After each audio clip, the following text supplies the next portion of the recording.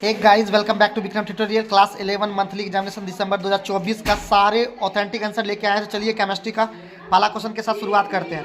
पहला क्वेश्चन निम्नलिखित में किस गुण का उपयोग किसी निकाय की स्थिति का वर्णन करने के लिए नहीं किया जा सकता? तो आंसर हो जाएगा सार्वत्रिक गैस स्थिरांक, ऑप्शन नंबर डी। जब निकाय पर या निकाय द्वारा कार्य किया जाता है तो कौन सा परिवर्तन होता है? आंसर हो जाएगा डी, आंतरिक ऊर्जा। तीसरा नंबर क्वेश्चन, वह निकाय जो उष्मा को निकाय और परिवेश के बीच की सीमा से होकर गुजरने नहीं देती है उसे कौन सा निकाय कहा जाता है? तो आंसर हो जाएगा रुद्धोष्म निकाय, ऑप्शन नंबर डी। रुद्धोष्म प्रक्रिया में किया गया कार्य 50 किलो जूल है, इसकी आंतरिक ऊर्जा क्या है? तो आंसर हो जाएगा सी, -50 किलो जूल। इसका अगर डिटेल सॉल्यूशन आप देखना चाहते हैं तो कमेंट करके बताइएगा, हम इसका डिटेल में सॉल्यूशन लेके आएंगे। क्वेश्चन नंबर 5, रुद्धोष्म प्रक्रिया में दबाव आयतन से किस प्रकार संबंधित है? तो आंसर हो जाएगा बी, PV/y इक्वल टू स्थिरांक। क्वेश्चन नंबर 6, उष्मागतिकी का पहला का नियम कहता है कि एक विलगित निकाय की कुल ऊर्जा होती है, तो ऑप्शन नंबर डी हो जाएगा स्थिरांक। क्वेश्चन नंबर 7, एक खुला निकाय किसके स्थानांतरण की अनुमति देती है? तो आंसर हो जाएगा डी, द्रव्यमान ऊर्जा दोनों। 8वां नंबर, अगर कार्य रुद्धोष्म दीवार पर किया जाता है तो निम्न कौन सा कथन सत्य है? तो आंसर हो जाएगा डेल्टा यू बराबर W, ऑप्शन नंबर बी। 9वां नंबर क्वेश्चन, किसी वस्तु का तापमान धीरे धीरे बढ़ता है तो उस वस्तु की ऊर्जा क्या होगा? धीरे धीरे बढ़ती है, ऑप्शन नंबर ए। 10 नंबर, निम्नलिखित में कौन सा एक अवस्था फलन नहीं है? तो ऑप्शन नंबर डी, क्यू। निम्नलिखित में कौन सी अवस्था फलन निकाय का विस्तीर्ण गुण है? तो आंसर हो जाएगा बी, आयतन। क्वेश्चन नंबर 12, वे गुण जो निकाय में उपस्थित द्रव्य की मात्रा या आकार पर निर्भर नहीं करते कहलाते हैं गहन गुण, intensive property, option number B. Question number 13, किसी उष्माक्षेपीय विक्रिया में डेल्टा एच होता है, तो ऑप्शन नंबर बी, ऋणात्मक।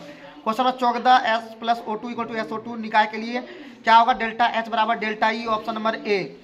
15 number, CaCO3 equal to CaO plus CO2 के लिए 977 डिग्री सेल्सियस पर डेल्टा एच बराबर 174 किलो जूल पर मोल है, तो डेल्टा ई क्या हो जाएगा?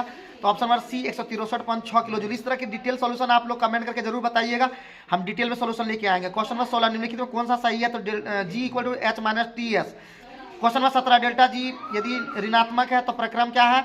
आंसर हो जाएगा बी, स्वतः प्रवर्तित और या स्पॉन्टेनियस। क्वेश्चन नंबर 18, किसी स्वतः प्रवर्तित प्रक्रिया के लिए delta H less than T delta S, option number A. रुद्धोष्म उत्क्रमणीय अभिक्रिय प्रक्रिया का एंट्रोपी क्या हो जाएगा? तो ऑप्शन नंबर सी है जाएगा आंसर, शून्य। 283 केल्विन पर बर्फ पिघलने की प्रक्रिया के लिए डेल्टा जी का चिन्ह क्या होगा? तो डेल्टा जी लेस देन 0 हो जाएगा, ऑप्शन नंबर सी। आगे बढ़ते हैं। क्वेश्चन नंबर 21, Ag+ और HCl द्वारा AgCl के अवक्षेपण के लिए डेल्टा जी लेस देन 0 हो जाएगा, option number C. Question number 22, निम्नलिखित में कौन सा उष्मागतिकी के तीसरे नियम का अपवाद प्रदान करता है? तो इनमें सभी हो जाएगा CO, CO2, बर्फ। क्वेश्चन नंबर 23, यदि किसी अभिक्रिया में केवल ठोस और द्रव शामिल हो तो निम्न कौन सा कथन सत्य है? तो आंसर हो जाएगा डेल्टा एच बराबर delta E, option number B. Question number 24, अगर किसी अभिक्रिया के लिए डेल्टा जी ग्रेटर देन 0 है तो क्या आंसर हो जाएगा? B, option number Kp less than 1। Question number 25, एक मोल एक परमाणुविक आदर्श गैस की एंथैल्पी बराबर होती है, तो आंसर हो जाएगा B, 5/2 RAT। Question number 26, entropy का तात्पर्य है, तो आंसर हो जाएगा डी, ए और सी दोनों, डिसऑर्डरनेस और रैंडमनेस। क्वेश्चन नंबर 27, वांटअप समीकरण क्या है? तो ऑप्शन नंबर बी हो जाएगा -ΔG0 इक्वल टू हो जाएगा RT log EKP। Question number 28, अगर किसी अभिक्रिया के संतुलन स्थिरांक से संबंधित है तो आंसर हो जाएगा ए, ΔG0। 29 नंबर का आंसर हो जाएगा सी, बना के देखिएगा तो पता चलेगा। और क्वेश्चन नंबर 30 का आंसर हो जाएगा जूल पर केल्विन, ऑप्शन नंबर बी।